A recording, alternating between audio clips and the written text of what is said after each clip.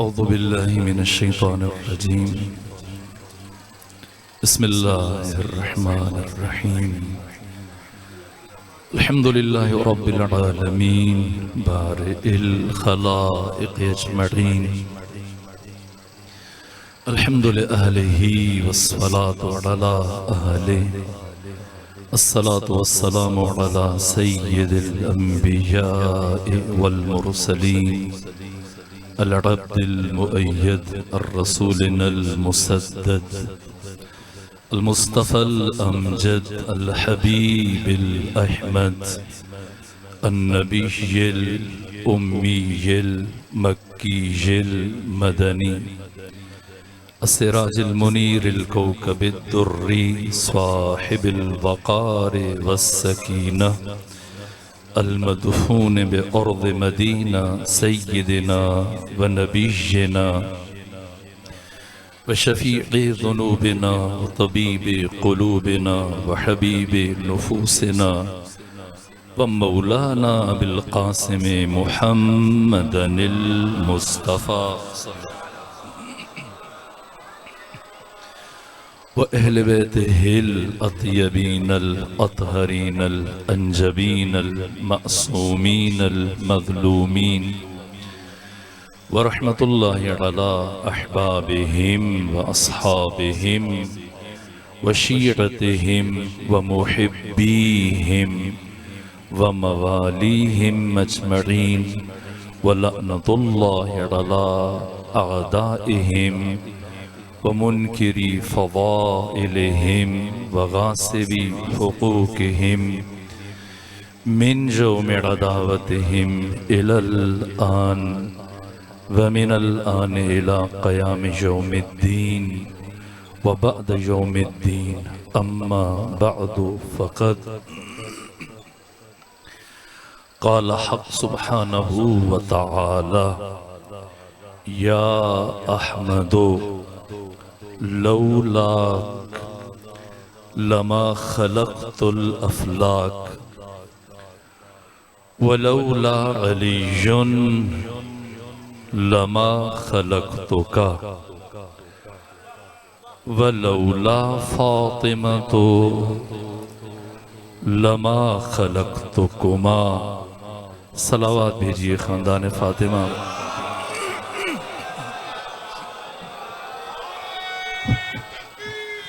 اللہ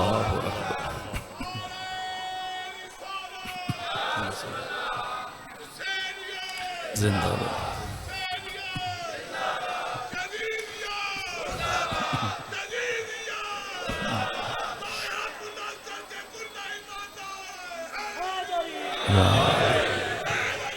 یا اللہم صلی علی محمد وآلہ. کچھ جگہ باقی ہے، اگر آنے والوں کے لیے زحمت ہوگی، آپ کے لیے اگر مشکل نہ ہو تو یہیں تشریف لے آئیں سب مل کے، تاکہ بعد میں آنے والوں کے لیے آسانی ہو جائے. میں اپنی گفتگو کے آغاز میں سب سے پہلے اپنے مولا و آقا حضرت امام زمانہ کی بارگاہ میں ایام انہدام جنت البقیع کی مناسبت سے تعزیت پیش کرتا ہوں، اور آپ مومنین کی خدمت میں تعزیت پیش کرتا ہوں. ختمی مرتبہ علیہ آلاف طیب والثنا جب مدینہ تشریف لے گئے، اپنی نبوت کی ذمہ داریوں کے ساتھ ساتھ 10 سال آپ نے حکومت فرمائی، اور نبی خدا ہونے کے ساتھ ساتھ، رسول خدا ہونے کے ساتھ ساتھ حاکم اسلامی قرار پائے. مدینے کے 10 سال پہ ہم مسلسل برابر 11 ہجری کے اوائل میں آپ کی رحلت ہوئی، اور پھر 35 سال خلفائے ثلاثہ کی حکومت رہی، اور 5 سال امیر المومنین علی ابن ابی طالب علیہ السلام نے حکومت فرمائی. یہ 30 سال اللہم صلی علی محمد 30 سال گزرنے کے بعد پھر 40 ہجری میں شہادت امیر المومنین کے ساتھ ہی صرف 7 مہینے اور 25 دن وجود مبارک امام حسن مجتبی نے حکومت فرمائی، اور 7 مہینے 25 دن گزرنے کے بعد حکومت اسلامی بدقسمتی سے بنو امیہ کی طرف منتقل ہوئی، اور پھر 40 ہجری سے لے کر 132 ہجری تک مسلسل 92 سال بنو امیہ نے مسلمانوں پر حکومت کی۔ پھر 132 ہجری میں بنو امیہ کی حکومت زوال پذیر ہوئی، اور بنو امیہ کا آخری حکمران مروان حمار قتل ہوا، اور یہاں سے بنو عباس کی حکومت شروع ہوئی جو 656 ہجری تک جاری رہی، یعنی 524 سال حکومت کی۔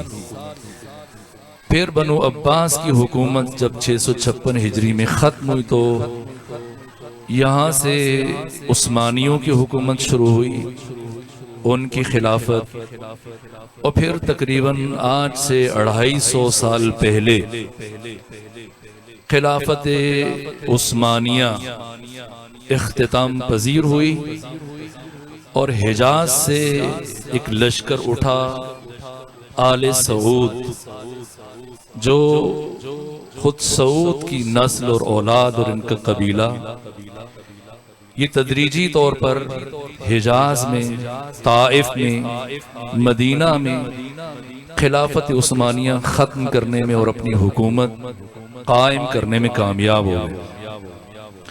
اور جیسے ہی آل سعود نے اپنی حکومت قائم کی تو دوسرے سال جو انہوں نے بدترین جرم کا ارتکاب کیا وہ جنت البقیع پر حملہ آور ہوئے۔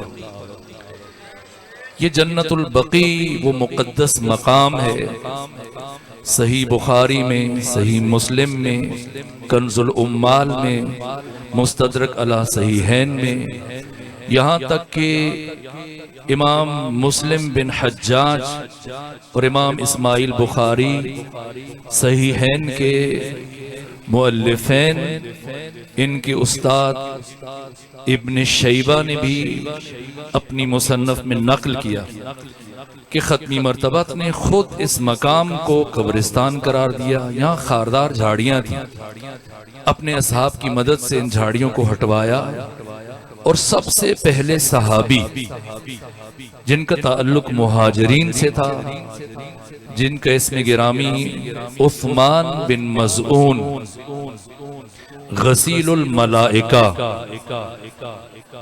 جب صحابہ کرام انہیں غسل دینے کے لیے آگے بڑھے تو آقا ختمی مرتبت نے فرمایا کہ عثمان کو غسل نہ دو، کہ ملائکہ خدا نے اور اللہ کے فرشتوں نے عثمان بن مظعون کو غسل دے دیا ہے۔ یہ صحابی رسول اتنی باعظمت شخصیت کہ جن کی تدفین کے موقع پر صحیح مسلم کی روایت کے مطابق پیغمبر نے فرمایا ان کا مقام اتنا بالاتر ہے میری نگاہ میں کہ میں وصیت کر کے جا رہا ہوں کہ میرے عزیزوں کو انہی کے ہمراہ جنت البقیع میں دفن کیا جائے۔ اور جب مولا متقیان سے کسی نے پوچھا کہ آپ نے اپنے بیٹے کا نام عثمان کیوں رکھا ہے، کہا اپنے بھائی عثمان بن مظعون کی یاد میں اور ان کی محبت میں۔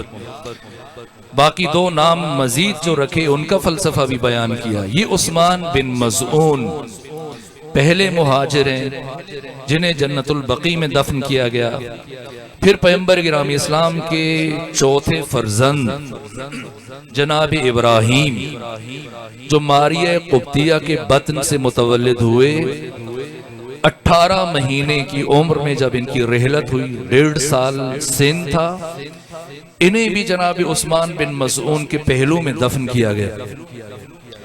اس کے علاوہ 9 ازواج رسول، ان کی قبور بھی جنت البقیع میں۔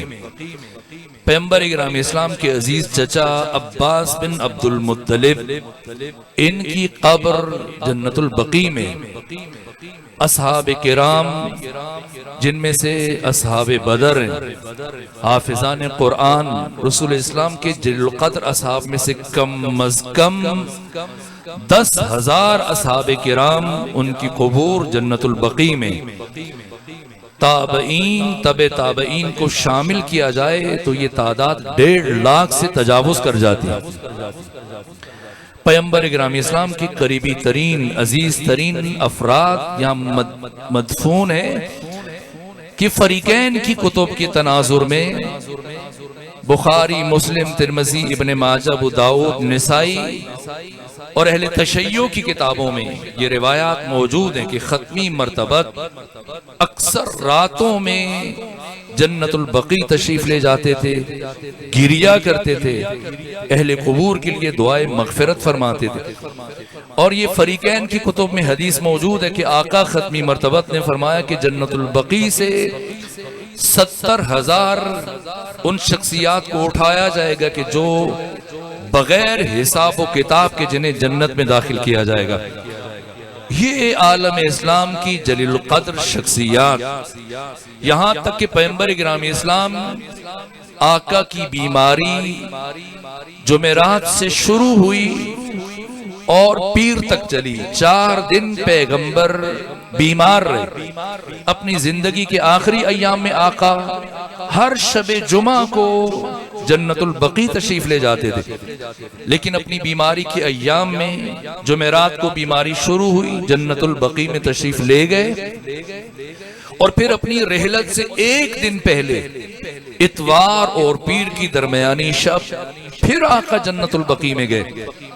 یہ مقام، یہ پاکیزہ ترین مقام، اس مقام کو آل سعود نے منہدم کیا، اور صرف منہدم نہیں کیا، عثمان بن مظعون کی قبر پر جو بڑا پتھر ختمی مرتبت نے رکھا تھا، اتنا وزنی تھا کہ صحابہ کرام سے اٹھایا نہیں جا رہا تھا۔ پیغمبر خود شامل ہوئے اور آقا کی مدد سے یہ منو وزنی پتھر آپ کی قبر پر رکھا گیا نشانی کے طور پہ، تاکہ شعائر الہی کے طور پر یہ نشانی باقی رہ جائے، جن کی تعظیم کا حکم اللہ قرآن میں دے رہا ہے، اور علامت کے طور پہ خود ختمی مرتبت نے سمجھایا، اور خود جہاں پہ آ کے دعا کرتے تھے اور مسلمانوں کو تاکید کرتے تھے، توسل کی احادیث بے حد و حساب موجود ہیں۔ آل سعود نے آ کر نہ صرف یہ کہ ان قبور کو مسمار کیا، روزوں کو گرایا، ان نشانیوں کو، سب سے پہلے وہ بڑا پتھر جو عثمان بن مظعون کی قبر پر تھا اسے توڑ کر پاش پاش کر دیا گیا، اور پھر خرابہ اور کچرا یہاں پر پھینکا گیا، اور شہر کے کتوں کو یہاں پر چھوڑ دیا گیا۔ جس طرح سے توہین کی گئی، بے ادبی کی گئی، خود جیسی آل سعود سے دوبارہ سے عثمانیہ خلافت کا پھر سے ان سے مقابلہ ہوا اور ان سے دوبارہ حکومت چھین لی، پھر سے ان روزوں کی تعمیر ہوئی، جن میں ائمہ اربعہ بھی شامل ہیں، امام حسن مجتبی، امام زین العابدین، امام محمد باقر، امام جعفر صادق علیہ السلام، جناب فاطمہ بنت اسد، اور سر فہرست سیدہ زہرا سلام اللہ علیہا۔ ایک روایت کے مطابق آپ کا روضہ اور آپ کا مرکز جنت البقیع میں موجود تھی، اسے بھی مسمار کیا گیا، اور دوبارہ سے بنو خلافت عثمانیہ کے متولیوں نے اس کو دوبارہ سے تعمیر کیا، لیکن پھر آج سے تقریباً 100 چند سال بنتے ہیں 1924 میں برطانیہ کی مدد سے آل سعود دوبارہ برسر اقتدار آئے، اور انہوں نے علماء حجاز سے اور علماء مدینہ سے فتوے لیے قبور کو منہدم کرنے کے لیے، اور ان کے ڈر اور خوف کی وجہ سے مفتیوں نے اور مولویوں نے فتوے دیے، اور فتوے لے کر تاکہ باقی مسلمان اعتراض نہ کریں ان قبور کو منہدم کیا گیا، بے ادبی کی گئی، جسارت کی گئی۔ تمام امت مسلمہ کے یہ فریضہ ہے، یہاں سنی اور شیعہ کی بات نہیں ہے۔ یہ قبور صرف اہل بیت علیہ السلام کی قبور نہیں تھی، ان میں ائمہ اربع، سیدہ زہرا، ان کے علاوہ 9 بیویاں ختمی مرتبت کی ازواج النبی یا مدفون ہیں، پیغمبر کے چچا، پیغمبر کی پھوپھی، 10,000 صحابہ کرام کم از کم، پھر 1.5 لاکھ کے قریب تابعین اور تبع تابعین موجود۔ پوری امت مسلمہ کی یہ ذمہ داری ہے اس دن کو یوم سیاہ کے طور پر منائیں، یوم سوگ کے طور پہ منائیں۔ اور سب سے بڑی مصیبت، سب سے بڑا درد کہ آج ہم سب جمع ہو کر سب سے پہلے مرحلے میں آقا امام زمانہ کو تعزیت پیش کرنے کے لیے اکٹھے ہوئے۔ وہ پہلے علی، جس علی نے ہر مرحلے پہ صبر کیا۔ میں آخری مرحلے میں گفتگو کے بیان کروں گا، لیکن ایک موقع ایسا تھا جہاں علی نے تلوار نکالی۔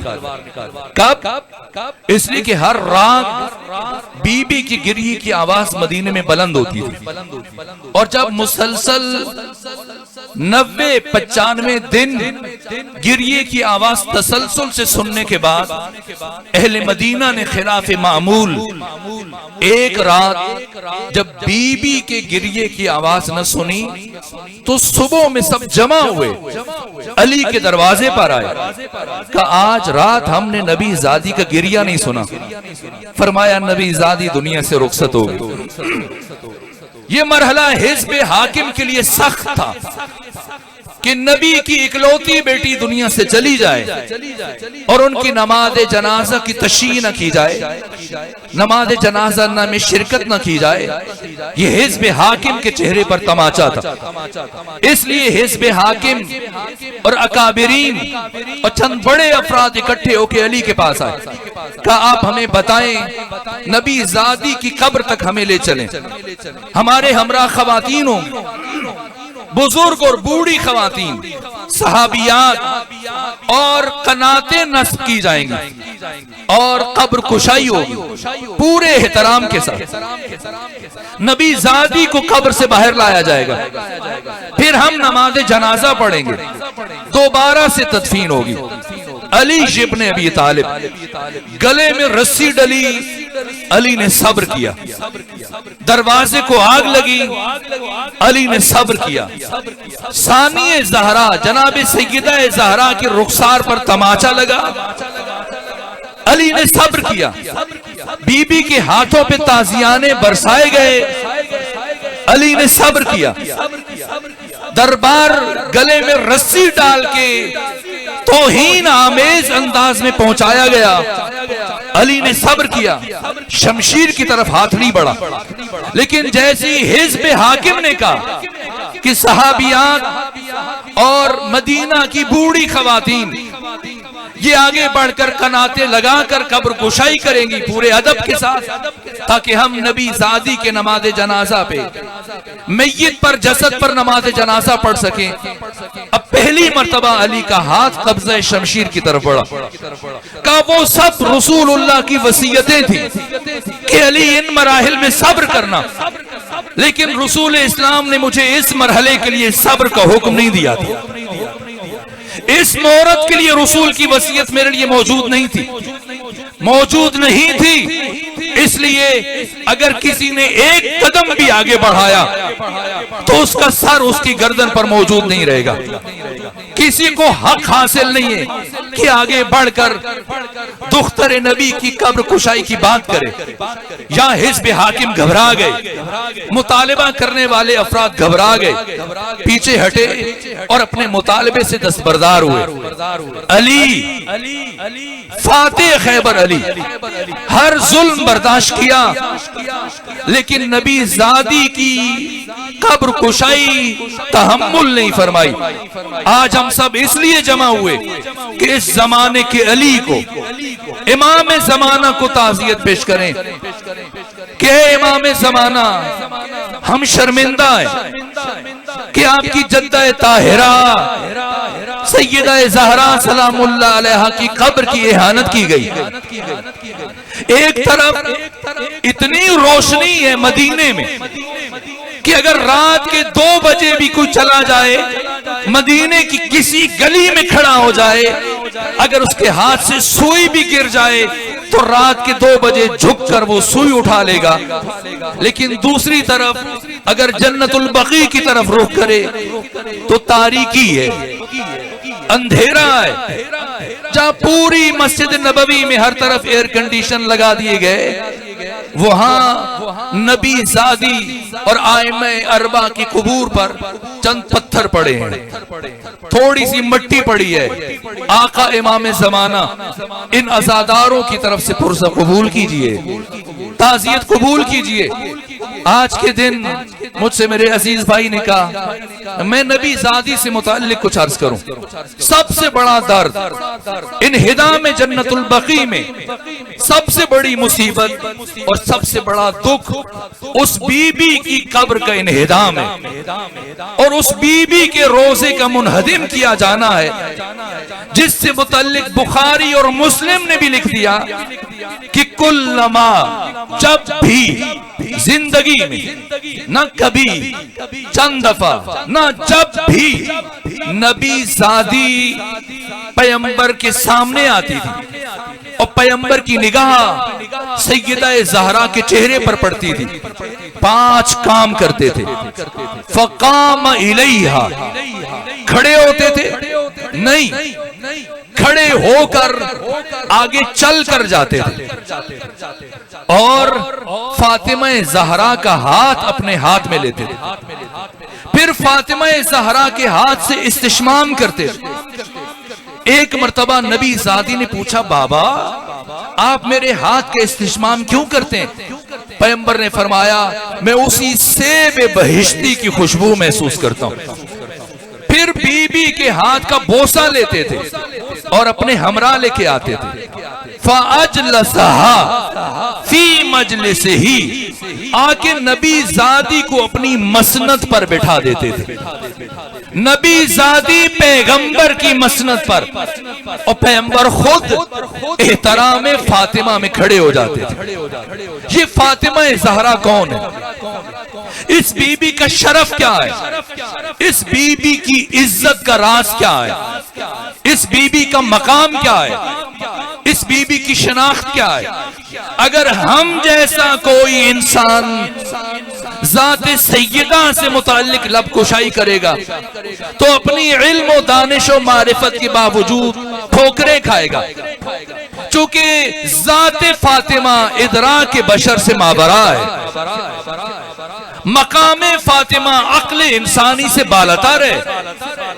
وہ اقبال جو اپنے تعارف میں یہاں تک کہہ گئے کہ یہ بندہ حشر سے پہلے قیامت کر نہ دے برپا, اپنی صلاحیتوں کا اظہار کیا.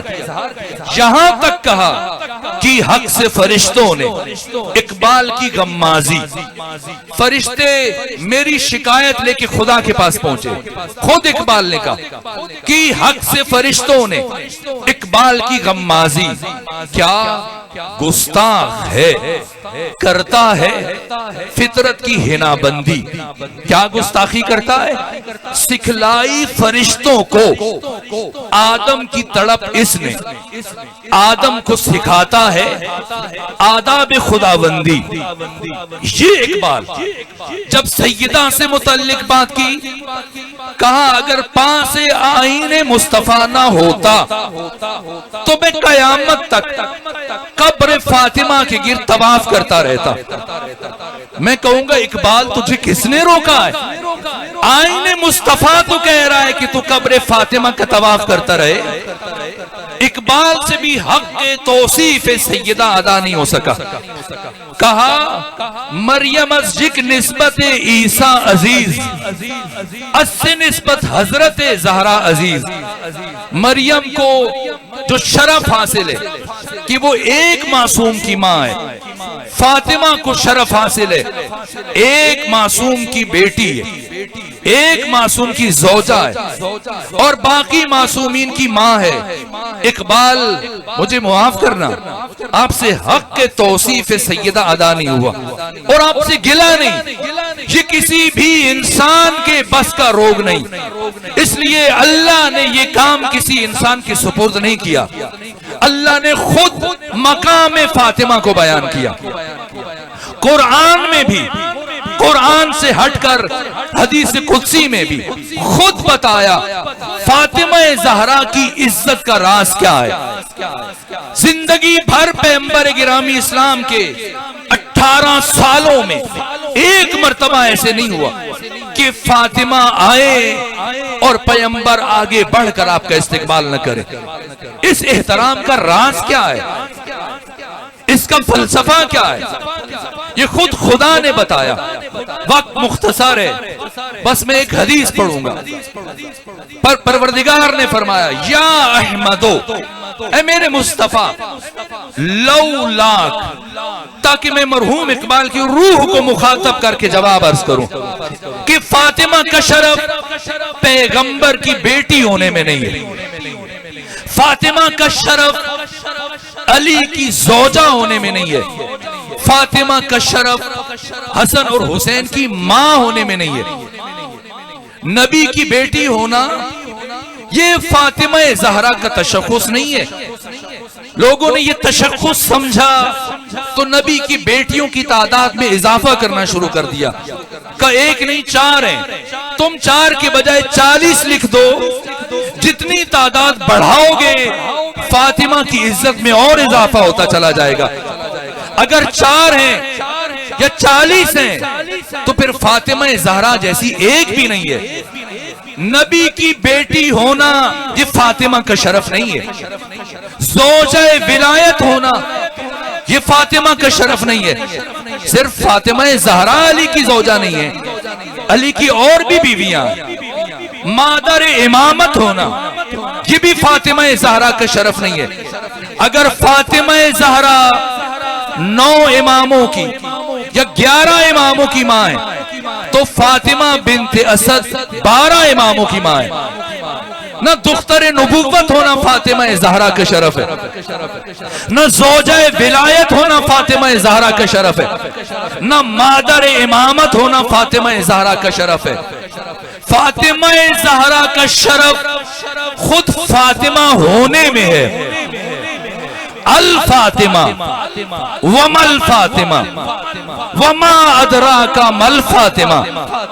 بشر قیامت تک ادراک نہیں کر سکتا فاطمہ کون ہے. فاطمہ کی عزت کا راز نسبتوں میں نہیں ہے کہ مسلمان نسبتوں میں تلاش کرے اور بیٹیوں کی تعداد میں اضافہ کرنا شروع کر دے. نہ، فاطمہ نسبتوں کی محتاج نہیں ہے، نسبتیں فاطمہ زہرا کی محتاج ہیں. اس لیے خدا نے فرمایا یا احمدو، اے میرے مصطفیٰ، لو لاک لما خلقت الافلاک، اگر تیری تخلیق مقصود نہ ہوتی میں کبھی اس کائنات کو نہ بناتا. اور اے مصطفیٰ سنو، لولا علی لما خلقتک، اگر علی کی تخلیق مقصود نہ ہوتی تو میں آپ کو بھی اس کائنات میں نہ بھیجتا. اور اے محمد اور اے علی دونوں سنو، لولا فاطمہ لما خلقتکما، اگر فاطمہ زہرا کو اس کائنات میں بھیجنا میرا مقصد نہ ہوتا تو میں تم دونوں کو نہ بھیجتا. مسلمان پریشان ہو جاتا ہے. ایک خطیب جنہیں چند سال پہلے شہید کیا گیا، جن کی قبر یہیں شاہ شمس میں، وہ یہیں پر مدفون ہے، اور انہوں نے ایک حدیث پڑھی، یہی حدیث جو ابھی میں آپ کے سامنے پڑھ رہا ہوں.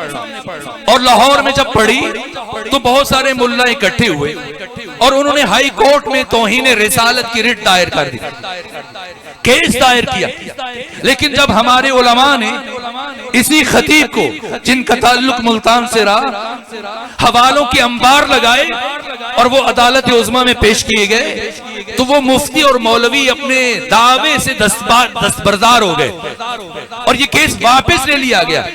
مسلمان کو کیوں مشکل پیش آتی ہے، ملا کو کیوں مشکل پیش آتی ہے کہ وہ اس حدیث کا انکار کرے؟ وہ یہ سمجھتا ہے کہ اس حدیث میں جناب سیدہ کی افضلیت کو بیان کیا جا رہا ہے، علی کو پیغمبر سے افضل قرار دیا جا رہا ہے، سیدہ کو دونوں سے افضل قرار دیا جا رہا ہے. نہ، بات افضلیت کی نہیں ہے، بات مقصدیت کی ہے. یہ بات اہم ہے. اس حدیث قدسی میں حق تعالی افضلیت کی طرف اشارہ نہیں کر رہا، مقصدیت کی طرف اشارہ کر رہا ہے. اللہ نبی کو بھیجے لیکن نبی کے بعد علی کو نہ بھیجے، نبی کا بھیجنا عبث ہو جائے گا اور نبی کے بھیجنے کا مقصد ضائع ہو جائے گا.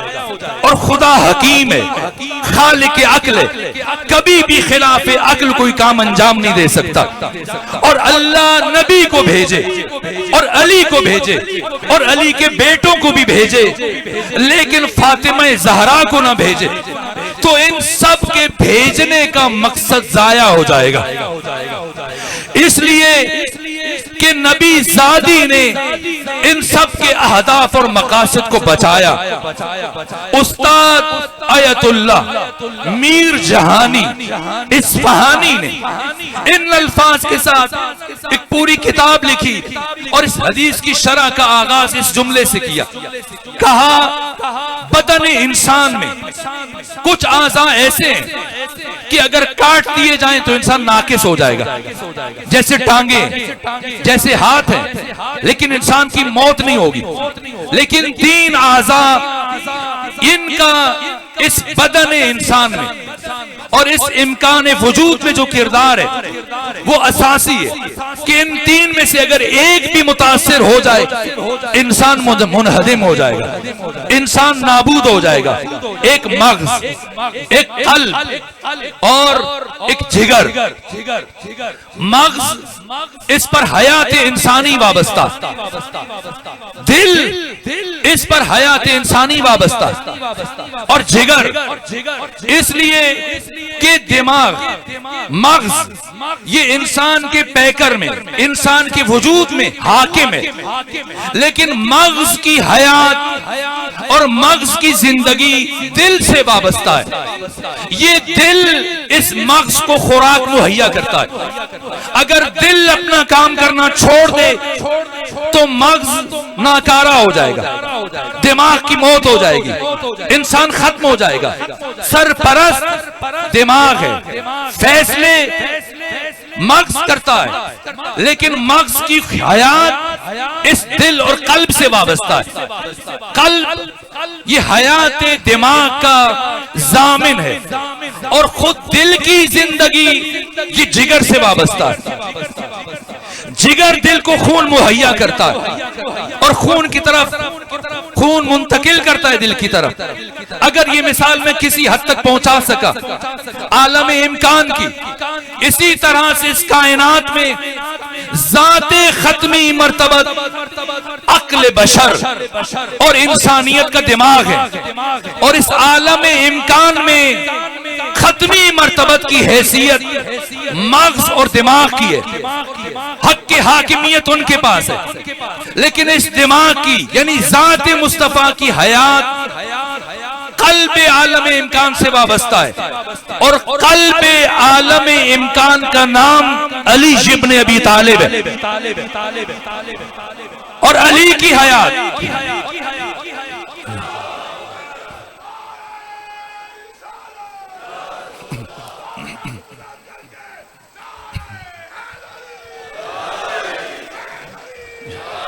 اور علی ابن ابی طالب جو قلب عالم امکان ہے، خود علی کی حیات اور قلب عالم امکان کی حیات یہ جگر عالم امکان سے وابستہ ہے، اور جگر عالم امکان کا نام فاطمہ زہرا ہے۔ نبوت قانون ہے، نبوت کی حیثیت قانون کی حیثیت ہے۔ اللہ نے قانون اس لیے نہیں بھیجا کہ قانون کی حد تک رہ جائے۔ نبی کا کام، انبیاء کا کام اس قانون کا تعارف پیش کرنا ہے۔ اگر یہ ولایت نہ ہو اور امامت نہ ہو تو یہ قانون اور آسمانی شریعت صرف اور صرف تعارف اور شناخت کی حد تک محدود رہ جائے۔ اس لیے ولایت اور نظام ولایت یہ دین کا تتمہ ہے اور دین کا تکملہ ہے۔ ایسا نہیں کہ خدا تک پہنچنے کی 20 راستے ہوں، ان میں سے ایک ولایت ہے، نہ، اللہ تک پہنچنے کا صرف ایک راستہ ہے، اور اس راستے کا نام نظام ولایت ہے۔ نبوت قانون ہے، اور اگر ختمی مرتبت پہ آ کے نبوت ختم ہو جائے اور بعد میں نظام امامت کا تعارف نہ کیا جائے تو آسمانی شریعت صرف تعارف کی حد تک محدود رہ جاتی اور مرحلہ نفاذ میں داخل نہ ہو سکتی۔ اس لیے کہ اس آسمانی شریعت کی نفاذ اور حفاظت کا نام نظام ولایت ہے۔ اس لیے فتح خیبر کے موقع پر بت دکھائے نبی نے، توڑے علی نے، ورنہ پیغمبر علی کے کندھوں پر سوار ہو کر خود بت توڑ سکتے تھے، لیکن نہ، علی کو اپنے کندھوں پر سوار کیا۔ اس لیے کہ نبی کا کام تشخیص ہے، نفاذ یہ ولایت کا کام ہے، نفاذ یہ امامت کا کام ہے۔ نظام ولایت یہ تحفظ دین اور نفاذ دین کی ضمانت ہے، اور جب یہی نظام ولایت خطرے میں پڑا تو کس نے بچایا؟ فاطمہ زہرا نے۔ جناب ذاکر تشریف لے آ چکے ہیں۔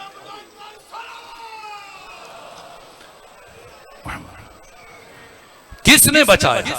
نظام ولایت کا تحفظ اور نظام ولایت کی بقا منحصر ہے ذات سیدہ میں۔ اگر فاطمہ زہرا کو اس کائنات میں بھیجے بغیر نظام نبوت و رسالت و امامت و ولایت بچ سکتا تو اللہ کبھی بھی اپنے سب سے بڑے راز کو عیاں نہ فرماتا۔ ابان بن تغلب نے یہ روایت ذکر کی ہے اصول کافی میں۔ ابو جعفر یعقوب کلینی نے امام صادق سے یہ حدیث بیان کی، توجہ فرمائیے۔ ابان بن تغلب میں مختصر کرنا چاہ رہا تھا کہ مبادا وقت کم نہ رہ جائے، لیکن ظاہر نبی تشریف نہیں لائے جنہوں نے بعد میں پڑھنا۔ میں بات آگے بڑھوں تاکہ گفتگو ایک مرحلہ اور طے کر لے۔ ابان بن تغلب نے اس حدیث کو بیان کیا، ابو جعفر یعقوب کلینی نے اس حدیث کو ہماری سب سے معتبر کتاب اصول کافی میں ذکر کیا۔ امام صادق نے فرمایا کہ اللہ نے اس کائنات میں 3 نور اتارے۔ ایک نور جو وقت طلوع ظاہر ہوتا ہے، یہ نور سفید ہے، اور ایک نور جو وقت غروب ظاہر ہوتا ہے، یہ نور سرخ ہے، اور ایک نور جو وقت زوال سے کچھ پہلے ظاہر ہوتا ہے، یہ نور زرد، نور سفید، نور نبوت و رسالت، اور یہ نور جمال خدا ہے، اور نور سرخ یہ نور امامت و ولایت ہے، اور یہ نور جلال خدا ہے، اور نور زرد یہ نور عصمت و طہارت ہے، اور یہ نور خاص ہے میری دادی فاطمہ زہرا کے ساتھ۔ اور اللہ نے میری دادی فاطمہ کی نور کو نور رسالت اور نور امامت کے درمیان اس لیے رکھا کہ اگر اس نور کو درمیان سے ہٹا دیا جائے تو نہ رسالت بچتی ہے نہ نبوت بچتی ہے۔ اس حدیث قدسی میں افضلیت کو بیان نہیں کیا جا رہا، مقصدیت کو بیان کیا جا رہا ہے۔ اگر فاطمہ زہرا کائنات میں نہ آتی اور اللہ اپنے سب سے بڑے راز کو عیاں نہ فرماتا تو 1,24,000 نبیوں کی محنت ہمیشہ کے لیے نابود ہو جاتی۔ نظام ولایت اور رسالت کا تحفظ اور بقا یہ منحصر ہے ذات فاطمہ میں، ذات سیدہ میں۔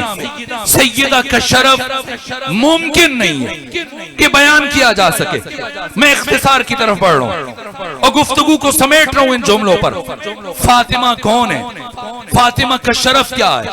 بی بی کے تعارف میں ختمی مرتبت نے فرمایا، اس حدیث کو عامہ نے بھی نقل کیا، خاصہ نے بھی نقل کیا، فریقین کے علماء نے بیان کیا کہ ان اللہ یغضب لغضب فاطمہ ویرضی لرضاها۔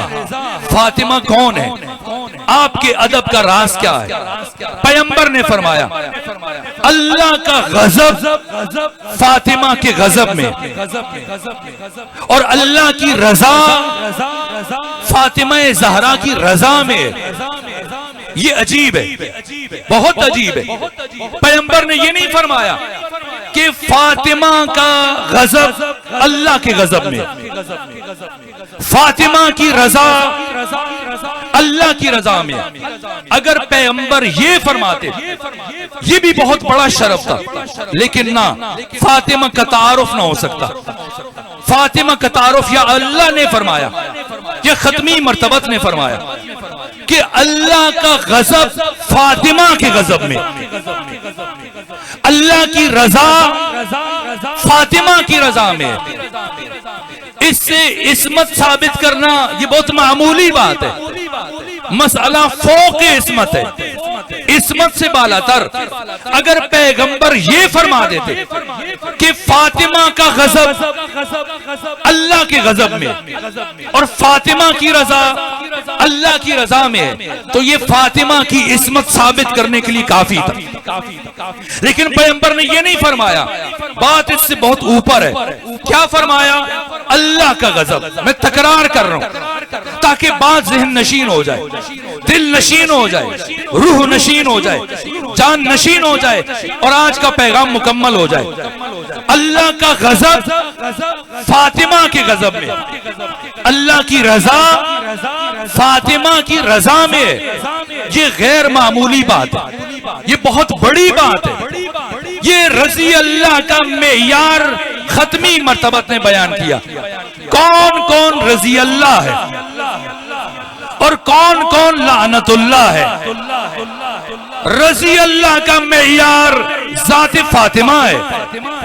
اس لیے پیغمبر نے یہ بیان نہیں کیا کہ فاطمہ کا غضب اللہ کے غضب میں، فاطمہ کی رضا اللہ کی رضا میں، نہ، اللہ کا غضب فاطمہ کے غضب میں، اللہ کی رضا فاطمہ کی رضا میں۔ یعنی جس سے فاطمہ راضی ہے اس سے اللہ راضی، جس سے فاطمہ غضبناک ہے اس سے اللہ غضبناک ہے۔ جو اللہ کی رضا حاصل کرنا چاہتا ہے یعنی رضی اللہ بننا چاہتا ہے تو وہ فاطمہ کے دروازے پر چلا جائے۔ اگر اس کا سر در فاطمہ پر جھک گیا اور نبی زادی اس سے راضی ہو گئی تو ہم اسے رضی اللہ مان لیں گے، اور اگر فاطمہ زہرا کسی سے ناراض چلی جائیں اور غضبناک ہو کے چلی جائیں، وہ رضی اللہ تو نہیں بنے گا، لعنت اللہ علیہ یقیناً بن جائے گا۔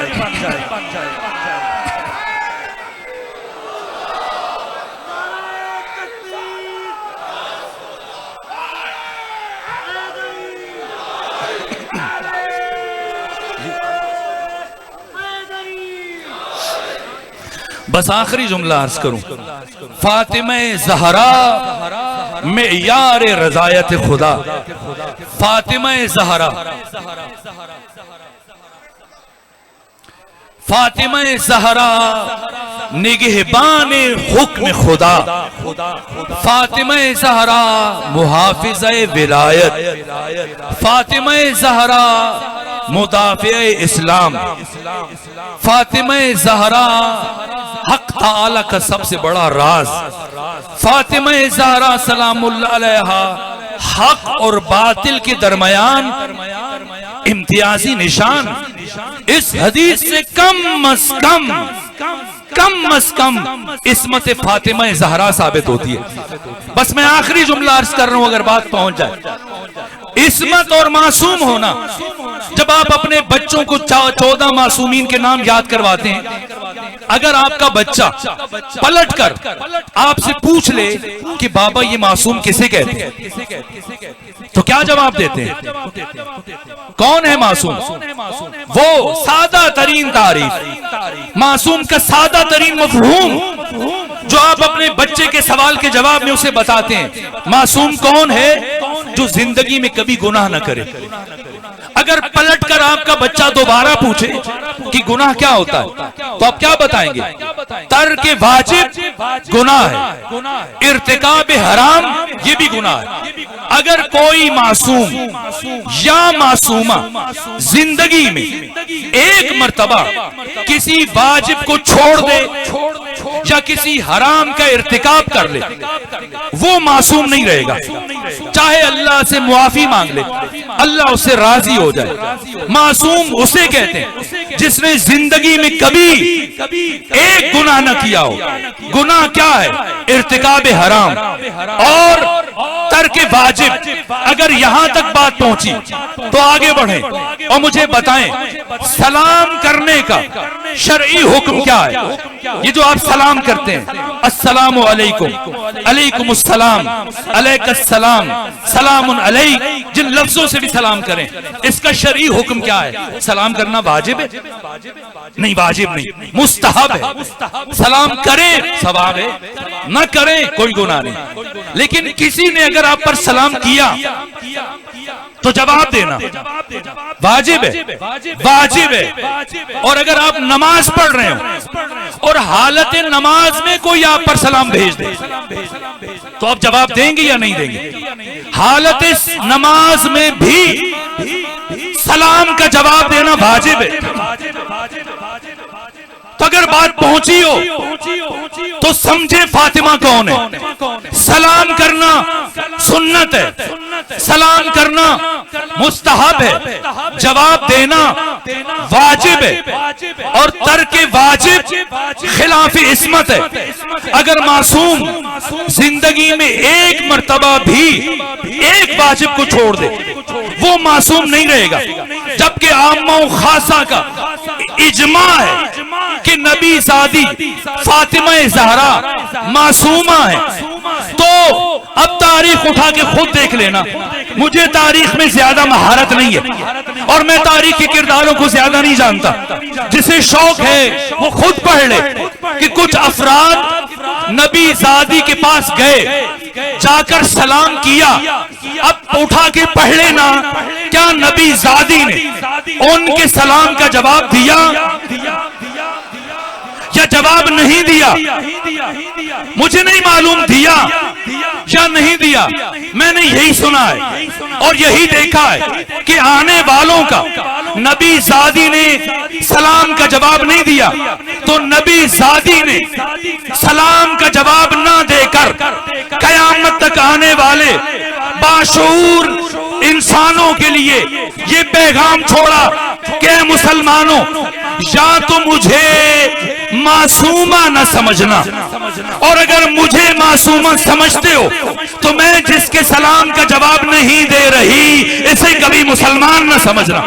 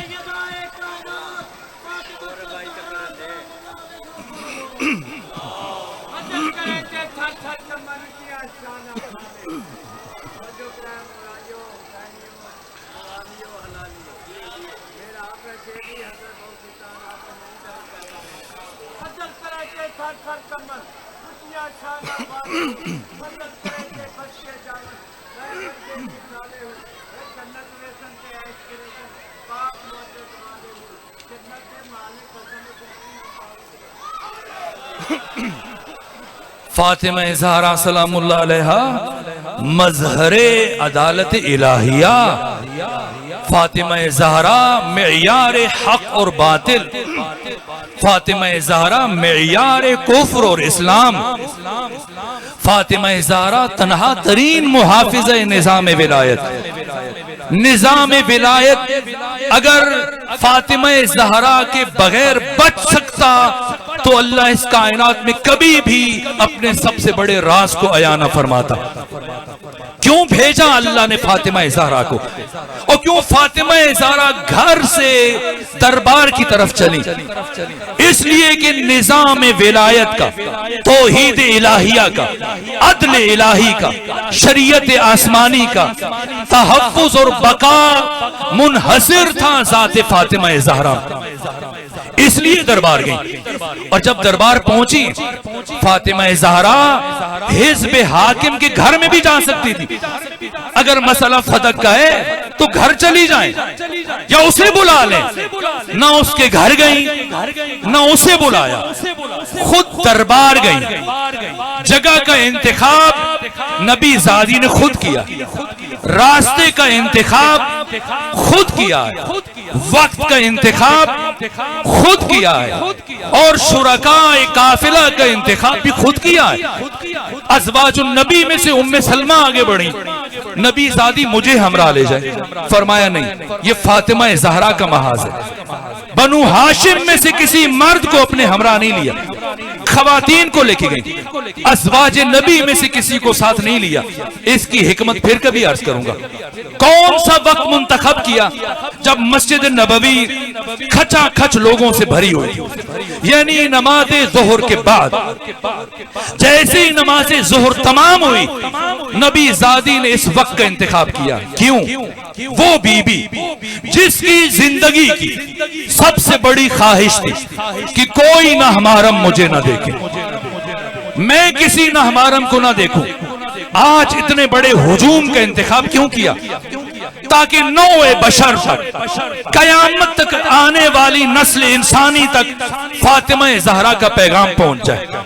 اب فاطمہ چلی، ابن خلدون جیسے متعصب مورخ نے لکھا کہ فاطمہ زہرا کے چلنے کا انداز ہو بہو رسالت مآب کے جیسے تھا۔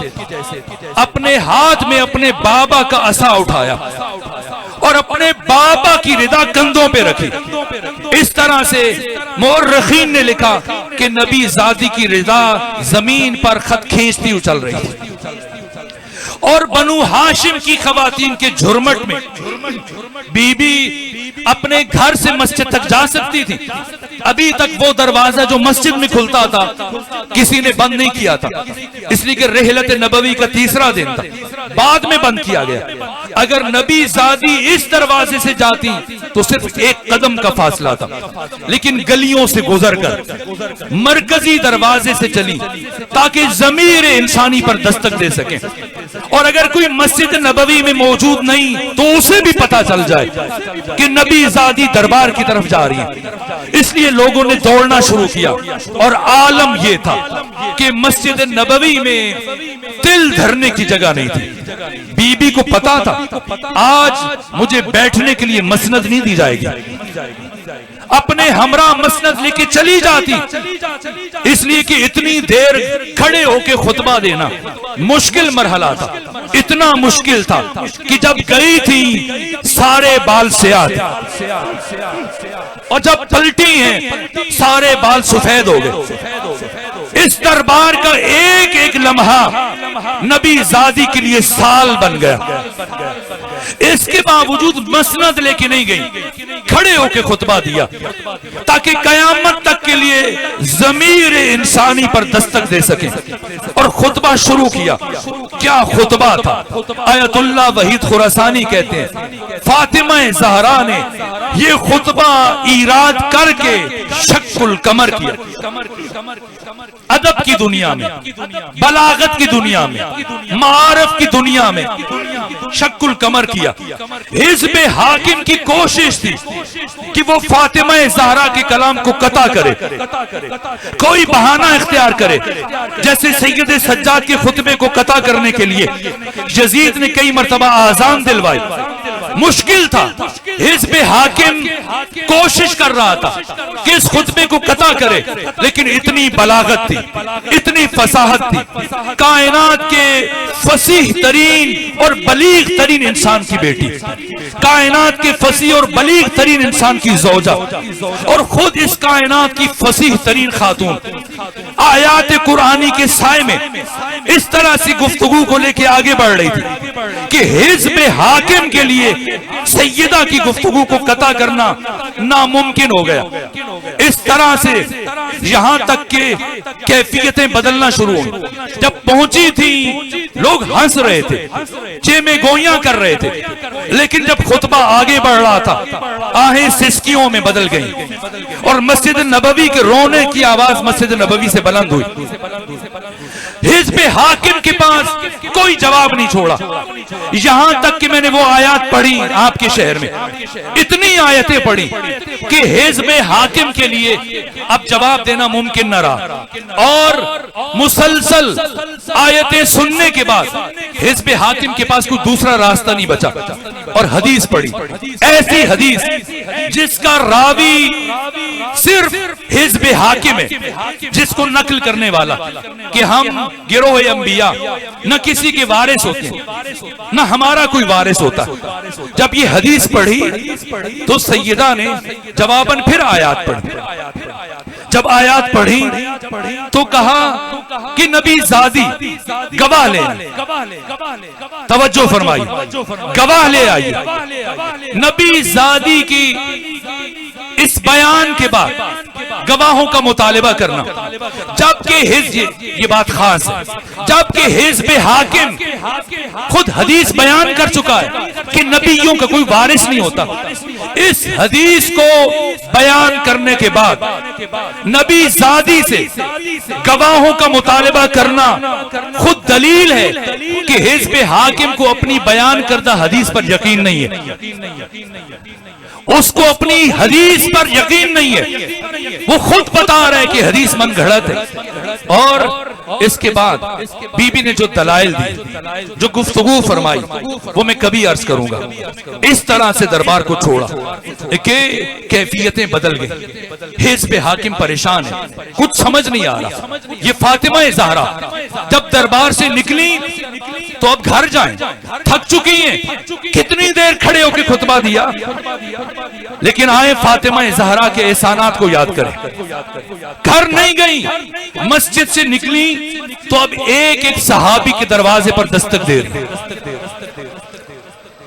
اور جب دروازہ کھلتا ہے بی بی فرماتی اٹھو، کچھ دن پہلے غدیر میں جو اعلان سنا تھا گواہی دو، حق پامال ہو رہا ہے، ولایت کو چھپایا جا رہا ہے۔ جب کوئی دروازہ نہ کھلا، میں نے سال گزشتہ بیان کیا، ایک دروازہ کھلا تھا، کیا ہوا تفصیل عرض کر دی، یہاں سے بھی گھر نہیں گئی۔ جناب حمزہ کی قبر کتنے دور ہے مدینے سے، جو گئے وہ جانتے ہیں، جہاں پر بی بی پلٹنے کے بعد، دربار سے پلٹنے کے بعد سینکڑوں اصحاب کے دروازوں پر دستک دیتی رہی، اور وہاں سے بھی گھر نہیں گئی، قبر حمزہ پہ پہنچی، جا کے گریہ کیا اور کہا اے حمزہ اگر آج آپ زندہ ہوتے تو حق اس طرح سے پائمال نہ ہوتا۔ یہاں بیٹھ کر گریہ کر رہی تھی کہ محبوب ابن لبیب اپنی بیوی کے ساتھ گزر رہا تھا، آگے بڑھا، بیوی کو سیدہ کے پاس بھیجا، کہ میں نے سنا ہے کہ نبی زادی آج ظہر کے بعد دربار گئی تھی، جا کے پوچھو کیا خلافت واقعاً علی کا حق تھا؟ بیوی نے فرمایا مگر کچھ شک ہے، پھر دوبارہ بیوی کو بھیجا کہ اس پر علی کی خلافت اور حاکمیت پر دلیل کیا ہے؟ سیدہ نے فرمایا انسیتم الغدیر، کیا تم نے غدیر کو فراموش کر دیا؟ اس نے تیسری مرتبہ اپنی زوجہ کو آگے بھیجا کہ اگر خلافت علی کا حق ہے اور غدیر علی کی خلافت پر دلیل ہے تو علی خود کیوں نہیں گئے؟ آپ کیوں گئی علی کی طرف سے؟ ایک مرتبہ سیدہ کے چہرے پر جلال آیا کہ ارے تم نے کیا میرے بابا محمد مصطفیٰ کی زبان سے یہ حدیث نہیں سنی تھی کہ علی کی مثال اس امت میں مثل کعبہ ہے، کعبہ کبھی بھی لوگوں کا طواف نہیں کرتا، لوگوں پر واجب ہے کہ وہ کعبے کا طواف کریں۔ علی ایسا امام نہیں کہ وہ لوگوں کے پیچھے دوڑے کہ مجھے خلیفہ بنا لو، مجھے امام مان لو، نہ، علی کو تمہاری ضرورت نہیں ہے، تمہیں علی کی ضرورت ہے۔ یہاں تک کہ بیوی پلٹ کے گھر پہنچی، لیکن حزب حاکم نے اچھے سے سمجھ لیا کہ اگر یہ بیوی کچھ دن اور زندہ رہی اور ایک مرتبہ پھر دربار میں آئی تو ہمیں کوئی اس مسند پر نہیں بیٹھنے دے گا۔ چنانچہ حزب حاکم نے یہ طے کیا کہ جس قدر جلد ممکن ہو سکے اس شمع ہدایت کو گل کر دیا جائے اور اس چراغ ہدایت کو بجھا دیا جائے۔ چنانچہ پیغمبر اسلام کی رحلت کے چوتھے دن 50 افراد ہاتھوں میں لکڑیاں اٹھائے،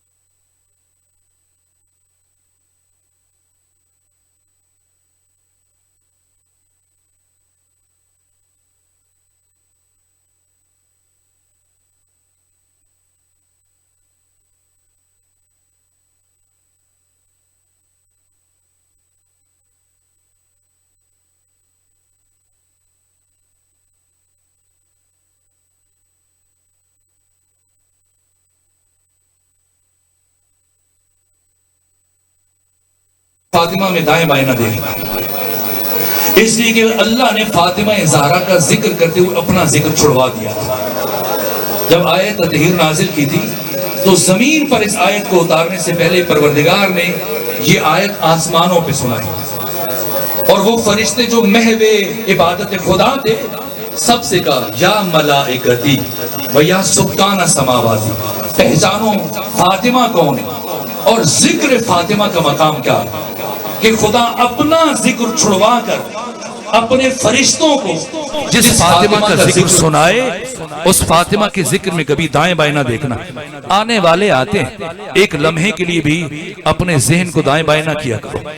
یہ لکھا جناب شیخ عباس قمی, اس شخصیت کا بیٹا, جیسے ہی یزید نے اس کی بات سنی تو یزید کا چہرہ غصے سے سرخ ہو گیا کہ اگر کوئی اور مجھ سے یہ بات کہتا میں اس کی بات تحمل کر لیتا, لیکن تمہیں یہ حق نہیں پہنچتا کہ تم مجھ سے یہ کہو. کیوں میں کیوں نہیں کہہ سکتا؟ یہ سنا تو یزید اپنے مقام سے اٹھا اور لکڑی کے ایک صندوق سے ایک تحریر لے کے آیا اور اس تحریر کو آنے والے فرد کی طرف بڑھا دیا کہ یہ پڑھو. کہ یہ کیا ہے؟ کہ یہ تمہارے باپ کا خط ہے جو اس نے مدینہ سے میرے باپ کے لیے شام بھیجا تھا. کیا لکھا تھا خط میں؟ لکھنے والے نے لکھا رحلت نبی کے بعد چوتھے دن ہم نے اپنے ایک غلام کو علی کے گھر کی طرف روانہ کیا, جاؤ جا کے علی کو بلا کے لاؤ کہ علی آ کر حزب حاکم کی بیعت کرے. لیکن جب ہمارا غلام پہنچا تو علی کے گھر سے ایک کنیز دروازے پر آئی کہ میرے آقا علی قرآن کی تدوین میں مصروف ہے اور وہ باہر تشریف نہیں لائیں گے. تو میرا بھیجا وہ غلام واپس آیا. جب واپس آیا تو مجھے بہت غصہ آیا اور میں نے چند افراد کو اس پیغام کے ساتھ روانہ کیا کہ جاؤ اور جا کے علی کو لے کے آؤ, اور اگر اب کی دفعہ علی تمہارے ساتھ نہ آئے تو بتا کے آنا کہ فلاں یہ کہہ رہا تھا کہ وہ لینے کے لیے خود آئے گا, اور جب خود آئے گا تو اپنے ہمراہ لے کے جائے گا. لیکن جب دوسری مرتبہ میرے بھیجے افراد پہنچے انہوں نے دق الباب کیا تو اب علی کے گھر سے کسی کنیز کے بجائے خود نبی زادی دروازے پر آئے اور میرے لیے پیغام بھیجا کہ فلاں سے کہو وہ ہم سے کیا چاہتا ہے, ہم اہل بیت سے کیا چاہتا ہے. اگر وہ چاہتے کہ علی آ کے بیعت کریں تو یہ قیامت تک نہیں ہوگا. جب تم نے حکومت لے لی ہے اور حکومت کو غصب کر لیا تو اب ہم اہل بیت سے کیا چاہتے ہو؟ میری زندگی میں بتانا. نبی زادی کہہ رہی تھی تم کبھی بھی علی سے بیعت نہیں لے پاؤ گے. کہ جب دوسری مرتبہ میرے بھیجے ہوئے افراد واپس آئے تو مجھے بہت غصہ آیا. میں نے اپنے ساتھیوں کو بلایا اور ہم 50 افراد لکڑیاں اٹھائیں, ڈنڈے اٹھائے, تلواریں اٹھائیں, جلانے کا سامان اٹھایا اور ہم علی کے دروازے پر پہنچے. اور جب میں نے قنفذ سے کہا آگے بڑھو اور اب دستک دو, جو قنفذ نے دستک دی میں نے محسوس کیا علی چلتے ہوئے دروازے کی طرف بڑھ رہے, لیکن اس سے پہلے کہ علی دروازہ کھولیں نبی زادی علی کے سامنے آ کر رک گئی. کہا اے علی, جب تک میرے بابا محمد مصطفیٰ زندہ رہے کبھی انہوں نے خود تلوار نہیں اٹھائی, ہمیشہ آپ نے میرے بابا کا دفاع کیا. اس لیے کہ اس وقت روئے زمین پر حجت خدا میرے بابا تھے اور اب روئے زمین پر حجت خدا آپ ہیں, اس لیے آپ خود اپنا دفاع نہیں کریں گے, آج نبی زادی آپ کا دفاع کرے گی. یہ سن کر علی پیچھے ہٹے, فاطمہ آگے بڑھی اور دروازے کے قریب آ کے کہا خبر ہے یہ کون سا دروازہ ہے جہاں اتنی گستاخیاں کر رہے ہو؟ اس دروازے پر تو نماز فجر سے پہلے مسجد نبوی جانے سے پہلے میرے بابا کھڑے ہو کر قرآن کی آیتیں پڑھتے تھے, ہم پر درود و سلام بھیجتے تھے. کہاں جو ہوتا رہا سو ہوتا رہا, علی کو باہر بھیجے ورنہ ہم اس دروازے کو آگ لگا دیں گے. کہ اس دروازے کو آگ لگاؤ گے جس گھر میں تمہارے نبی کی بیٹی رہتی ہے؟ کہ رہتی ہے تو رہتی رہے, اگر علی کو نہ بھیجا گیا ہم آگ لگائیں گے. یہ سننا تھا. ایک مرتبہ اس شخص نے قنفذ کو اشارہ کیا آگے بڑھو آگ لگاؤ. قنفذ نے اشارہ پا کر در فاطمہ کو آگ لگائی, دروازہ جلنے لگا. خط لکھنے والے نے یہ جملے لکھے کہ میں اتنے غصے میں تھا اور اتنے غضب میں تھا کہ میں نے دروازہ جلنے کا انتظار نہیں کیا, میں نے جلتے ہوئے دروازے کو ٹھوکریں مارنا شروع کی اور تھوڑی دیر کے بعد تھوڑی دیر کے بعد یہ دروازہ گرا. ایشا شمس میں بیٹھے ہوئے غیور مومنوں جو امام زمانہ کو ان کی دادی کا پرسہ پیش کرنے کے لیے جمع ہوئے اپنے دلوں پہ ہاتھ رکھ کے مجھے بتاؤ کیا یہ دروازہ زمین پر گرا تھا؟ اے کاش زمین پر گرا ہوتا. لیکن میں کیسے عرض کروں؟ امام زمانہ فرماتے ہیں میں اس لمحے کو کبھی نہیں بھلا سکتا جب میری جدہ طاہرہ فاطمہ زہرا جلتے ہوئے دروازے اور دیوار کے درمیان تھی اور اس دروازے کی کیل میری دادی فاطمہ زہرا کے بازو میں پیوست ہوئی. دروازہ گرا اور فاطمہ زہرا کی آواز بلند ہوئی فضا میری طرف بڑھو میرا محسن شہید ہو چکا. یہ پہلا مرحلہ ہے. 3 زخم لگے فاطمہ کو. یہ پہلا زخم ہے جب دروازہ گرا اور اس گرنے سے محسن شہید ہوئے. اور دوسرا مرحلہ جو قیامت کا مرحلہ ہے کیا ہوا؟ ان 50 میں سے 11 افراد علی کے بیت الشرف میں داخل ہوئے. کہاں سے گزر کر؟ اس دروازے کے اوپر سے گزر کر. فاطمہ زہرا کے اوپر دروازہ ہے. اس دروازے کے اوپر سے یہ 11 افراد گزر کر علی کے گھر میں داخل ہوئے. اس دوسرے حملے میں فاطمہ زہرا کی پسلیاں ٹوٹ گئیں. اور پھر تیسرا مرحلہ جس سے بی بی کے اس آنکھ کے نیچے کی جگہ زخمی ہوئی. اور جتنے دن فاطمہ زہرا زندہ رہی یہ رنگت تبدیل نہ ہوئی. امام زمانہ جناب سکینہ کے لیے فرماتے ہیں میرا سلام ہو اس بی بی پر جس کے رخساروں کی رنگت کربلا سے لے کر شام تک مسلسل تبدیل ہوتی رہی. وہ جناب سکینہ ہے اور یہ فاطمہ زہرا ہے. جتنے دن زندہ رہی آپ کے رخسار کی رنگت بدلتی رہی. کبھی سرخ تھی پھر نیلی پڑ گئی. وقت شہادت تک یہ نشان باقی رہا. سنیں گے یہ نشان کیسے لگا؟ یہ آنکھ کے نیچے زخم کا نشان کب پڑا؟ جب پسلیاں ٹوٹ چکی ہیں. 11 افراد آگے بڑھے. لکھنے والے نے لکھا میں ان 11 میں سب سے آگے تھا اور میں علی کے بالکل قریب پہنچ چکا تھا اور میں چاہتا تھا کہ علی کے گلے میں رسی ڈالوں چونکہ میں جانتا تھا آج فاتح خیبر علی کبھی بھی تلوار نہیں اٹھائے گا. لیکن اس سے پہلے کہ میں علی سے قریب پہنچتا نبی زادی اٹھی. کس طرح اٹھی؟ خود تصور کیجئے. جس کی ایک پسلی ٹوٹ جائے اس کے لیے سانس لینا مشکل ہو جاتا ہے.